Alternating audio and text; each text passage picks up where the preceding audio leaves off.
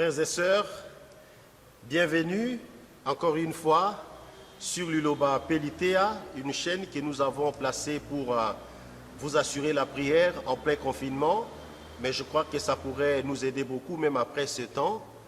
Je voudrais maintenant, comme je vous avais promis, vous proposer les différentes méditations de cette semaine, de cette 6e semaine de Pâques. Avant cela, je voudrais vous indiquer quelques dispositions pratiques parce que, comme vous le savez, c'est la toute première fois. D'abord, c'est les rappels du fait que nous, chaque fois que nous avons besoin de commencer à écouter cette parole de Dieu et ces méditations, de prendre des attitudes de prière. Je ne suis pas en train de faire des enseignements de la sagesse humaine ou de l'intelligence humaine. Je suis en train de parler de la parole de Dieu, de proclamer cette parole de Dieu et de l'enseigner. C'est l'œuvre de l'Esprit Saint et il est important que nous puissions recevoir cette œuvre dans des attitudes de prière. Donc, chaque fois que vous voulez aller sur ces vidéos, à la maison ou même seul ou avec 2-3 amis, pourquoi pas, prenez d'abord des attitudes de prière, mettez du silence, dites-vous au plus profond de vous-même que vous allez rencontrer le Seigneur qui va vous parler et que moi, par la grâce de Dieu, avec l'assistance de l'Esprit Saint, je vais vous proposer ce que cet Esprit nous dit. Donc il est important de commencer par prendre des attitudes de la prière. Chaque fois, nous aurons 3 étapes. Nous allons commencer toujours par la prière parce que sans la prière, nous ne pouvons rien faire, comme vous le savez.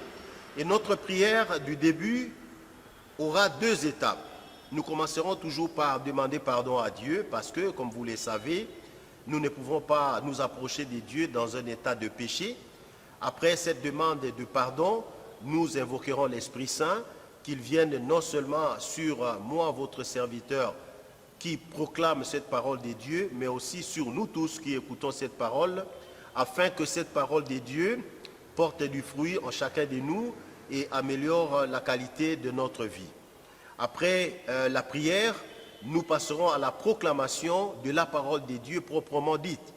Avant d'enseigner la parole de Dieu, il convient de lire d'abord cette parole de Dieu.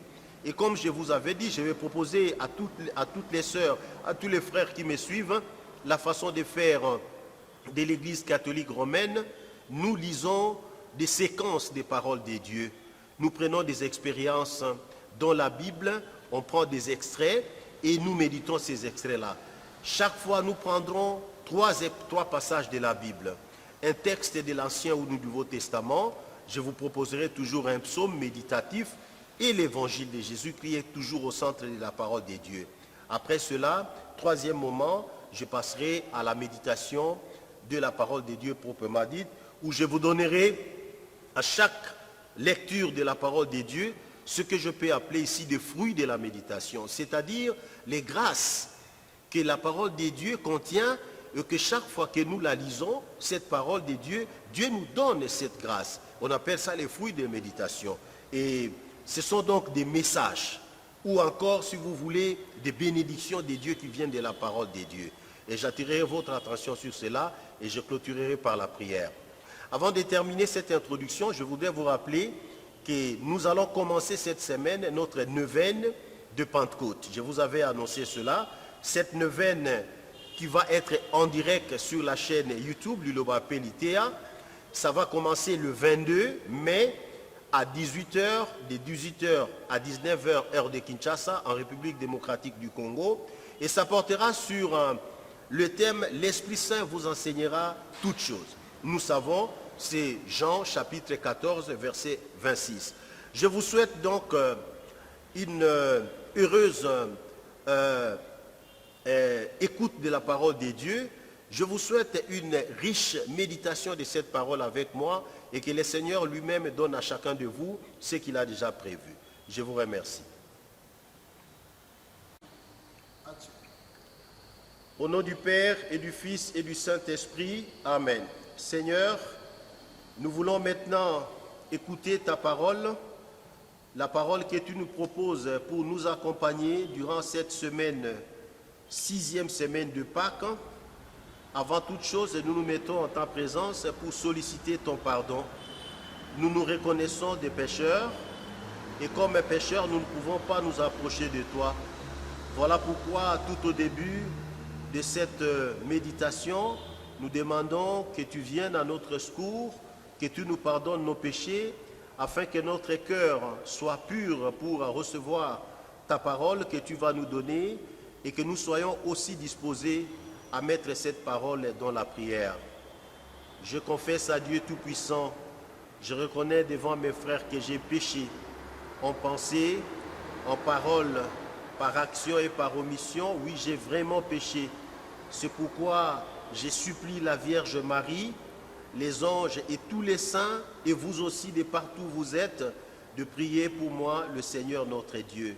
Et que Dieu Tout-Puissant nous fasse miséricorde, qu'il nous pardonne nos péchés et nous conduise à la vie éternelle. Seigneur, prends pitié. Ô Christ, prends pitié.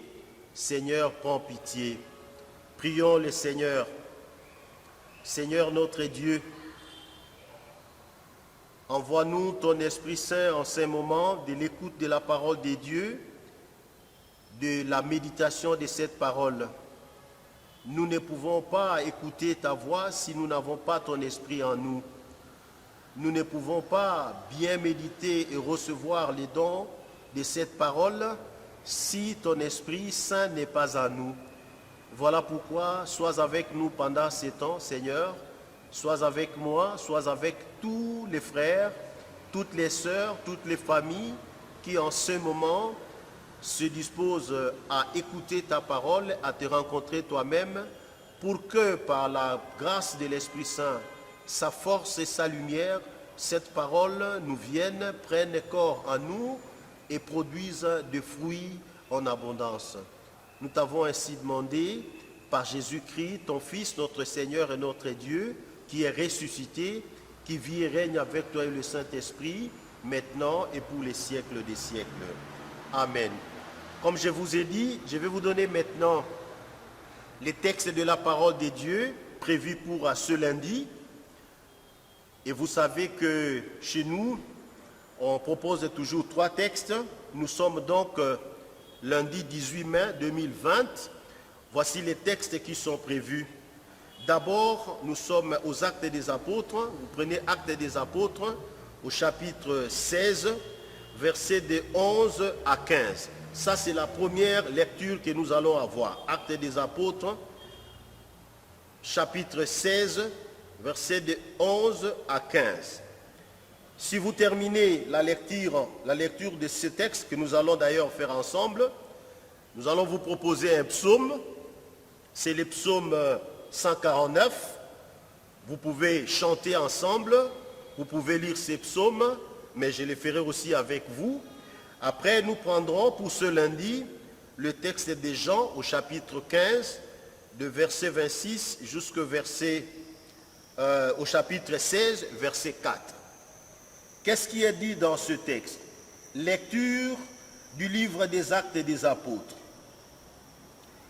Après, avec Paul, de Troas, nous avons gagné le large et filé tout droit sur l'île de Samothrace. Puis, le lendemain, sur Néapolis et ensuite sur Philippe, qui est une cité du premier district de Macédoine et une colonie romaine. Nous avons passé un certain temps dans cette ville et les jours du sabbat, nous avons franchi la porte pour rejoindre les bords de la rivière où nous pensions trouver un lieu de prière. Nous nous sommes assis et nous avons parlé aux femmes qui s'étaient réunies. L'une d'elles, nommée Lydie, une négociante en étoffe de pourpre, originaire de la ville de Thyatire et qui adorait les dieux uniques, écoutait. Le Seigneur lui ouvrit l'esprit pour la rendre attentive à ce que disait Paul. Quand elle fut baptisée, elle et tous les gens de sa maison, elle nous adressa cette invitation. Si vous avez reconnu ma foi au Seigneur, venez donc dans ma maison pour y demeurer. C'est ainsi qu'elle nous a forcé la main. Après cette parole, c'est important que nous puissions avoir un psaume de méditation. Comme je vous ai dit, nous prenons le psaume 149. Vous pouvez lire ce psaume, mais je vais vous le chanter pour que vous puissiez chanter avec moi ou simplement admirer la façon dont je les chante. Le psaume dit « Le Seigneur aime son peuple. Chantez au Seigneur un chant nouveau. Louez-le dans l'assemblée de ses fidèles. En Israël, joie pour son Créateur. Dans Sion, allégresse pour son roi. Dansez à la louange de son nom. Jouez pour lui tambourins et sitars. Car le Seigneur aime son peuple. Il donne aux humbles l'éclat de la victoire. Que les fidèles exultent glorieux, criant leur joie à l'heure du triomphe, qu'ils proclament les éloges de Dieu. C'est la fierté de ses fidèles. Gloire au Père et au Fils et au Saint-Esprit, au Dieu qui est, qui était et qui vient, maintenant et à jamais, pour les siècles des siècles à jamais. Nous allons maintenant prendre l'évangile de Jésus-Christ.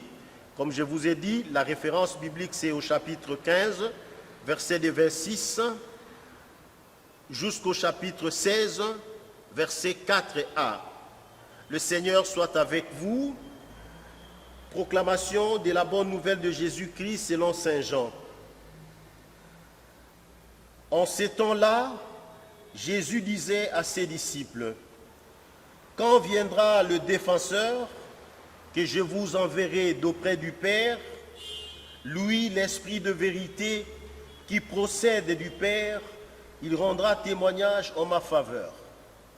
Et vous aussi, vous allez rendre témoignage, car vous êtes avec moi depuis le commencement. Je vous parle ainsi pour que vous ne soyez pas scandalisés. On vous exécutera des assemblées, on vous exclura des assemblées. Bien plus, l'heure vient où tous ceux qui vous tueront s'imagineront qu'ils rendent un culte à Dieu. Ils feront cela parce qu'ils n'ont connu ni le Père ni moi. Eh bien, voici pourquoi je vous dis cela. Quand l'heure sera venue, vous vous souviendrez que je vous l'avais dit. Acclamons la parole de Dieu. Louange à toi, Seigneur Jésus. Frères et sœurs, le moment maintenant pour nous de méditer cette parole de Dieu. Je vais vous proposer ce que l'Esprit m'a inspiré, 2 points de méditation qui vont constituer 2 fruits de méditation que je retiens de ce texte des Actes des Apôtres et de cet évangile de Jésus-Christ selon saint Jean.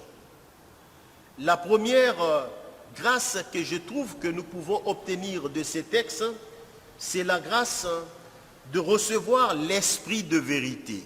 Nous avons suivi ça dans ce texte. Vivre dans la vérité, être vrai. Je crois que le texte des Actes des Apôtres et l'évangile de Jésus-Christ, annonçant la venue de l'Esprit Saint, Jésus donne à cet esprit un certain nombre d'attributs, de qualificatifs. Il l'appelle défenseur, mais ce qui m'a touché, c'est que maintenant, Jésus appelle cet esprit l'esprit de vérité. Et je pense qu'il est important que dans notre vie, nous recevions l'esprit de vérité en nous. Souvent, nous avons marché et vécu dans l'esprit de mensonge et même l'esprit de l'erreur, l'esprit de fausseté, du faux, l'esprit des dieux que nous recevons pendant notre baptême, pendant le sacrement de confirmation. Et chaque fois que nous nous mettons à genoux en train de prier, c'est un esprit de vérité.